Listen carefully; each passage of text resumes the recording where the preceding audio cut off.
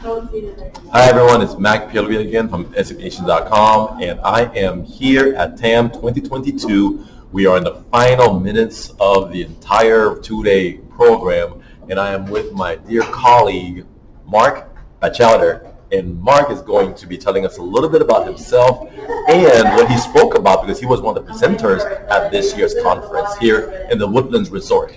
Mark? Well, I have a company called Mediation Dynamics that does mediation and a lot of training. We've been doing mediation training since 2000. Okay. And I've personally been doing training since 1990, which I understand is about 10 years ago. I'm also the president of the Tarrant County Association of Mediators. That's TCAmediators.org. It's only $35 a year. You should join us. Tarrant County, right? That's Austin. Well, here it's actually Fort Worth. Oh, but you don't have to be in Fort Worth for the meetings because they're all online now. So exactly. You can join us from anywhere that the internet reaches. Exactly. I meant Travis, not Tarrant. Sorry about that. But yes, so you came all this way down and you braved the cold. How was the conference? It was great. I was a little nervous about the whole thing not being online, but I'm very glad to have been here. I'm very thankful to TAM and all the wonderful people who have welcomed me, into this organization. I only joined last year because it was online, and so that made it a lot easier for me. But being able to come here was great. Got it. Yeah. Well, one of our goals is to help broadcast the message out. This is why we're here, because we told him, hey, listen, there's people all over the world who need to know what's going on here in Houston, well, the Woodlands. So you spoke in the given presentation. What was the topic about? It was about how to mediate online and how to use some tools to facilitate that. My goal with online mediation has been to have it be as much like in-person mediation as I can make it, and to have the technology be as transparent as possible so it doesn't really stand in the way. And so one of the things that I talked about is how to set up Zoom, not just in the app, but in your Zoom account on your browser. And there's huge, long settings. And so I spent hours on this, and I made a handout that's available in the TAM materials. And it goes through all of the settings and how to enable and disable the settings that make it appropriate for mediation and confidentiality and so forth. And then I went through the whole thing again and said how you do the settings for a non-mediation, like a training or a meeting. And because I have to go through and change it every time I'm not mediating or every time I'm mediating, and you can't save that unless you have 2 Zoom accounts.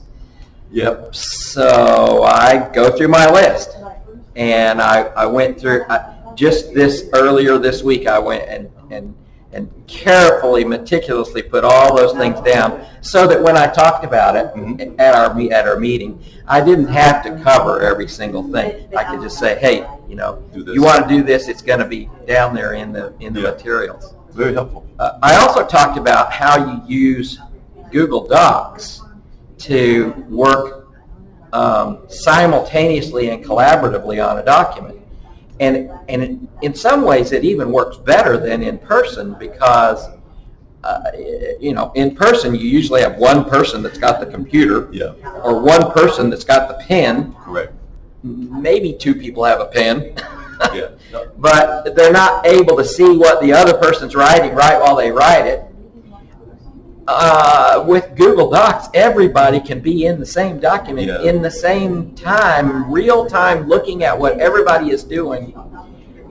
And that's kind of amazing. Absolutely. I think I remember you talking about that topic on the TAM Talk a while back. I did.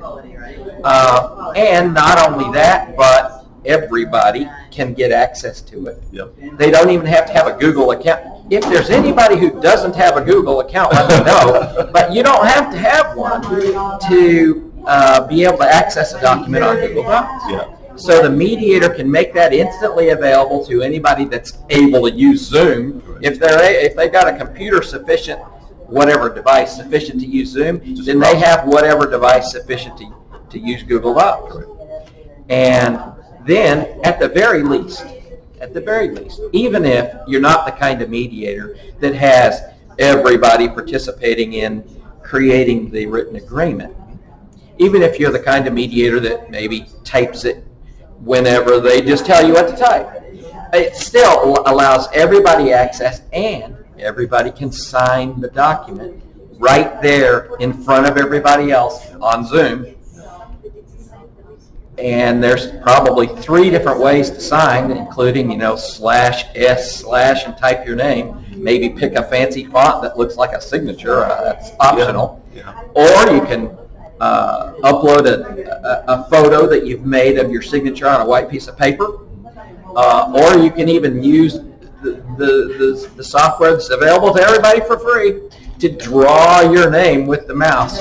That's really tedious. Yeah. But there's at least 3 different ways to apply a signature completely free, available to everybody. So this is what we call, hashtag ODR hacks, right? These are really cool ways that no one's ever thought about of processing through the mediation experience online in a really cost-effective way, and that will make the process very easy for people to participate. So at the end of my presentation about mediating online, I told them, look, if there's anything that you're going to take away from this presentation, it should be this: pet time.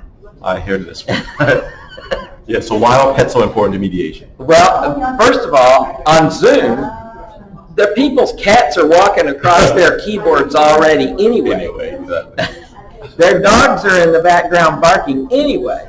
So Might as well bring them in. When you just have 5 minutes to allow everybody to show their pets, it's amazing how the dynamics of the mediation change, and people are more empathetic. They kind of recognize fellow pet owners, and I suppose it might work with pictures of grandkids or whatever, but pet time is an amazing use of Zoom for the mediation that wouldn't be available in the old days. Exactly. You can bring your pet to the mediation place, Right. basically, right? And pet allergies and all that. But now, man, look at all these things that the pandemic brought us. So Mark, it's great talking to you. And this obviously, the whole topic is something close to my heart, of helping people mediate online effectively. So I appreciate your insights. The pet one, we did a podcast with Fran Broxine on pet mediations one time, and that was just to mediate controversies over pets. Oh, okay. But now this one is actually using your pet in order to having it be a cathartic, experience to help people process and hopefully make rational decisions with their, non-frontal cortex. Right. But anyway, that's it. Again, TAM 2022, Mark Batchelder, and how can people best get in contact with you? Thanks very much, Matt. Yes. The best way is mediationdynamics.com or tcamediators.org. Awesome. All right, guys, check them out. Stay tuned until next time. Take care. Thank you.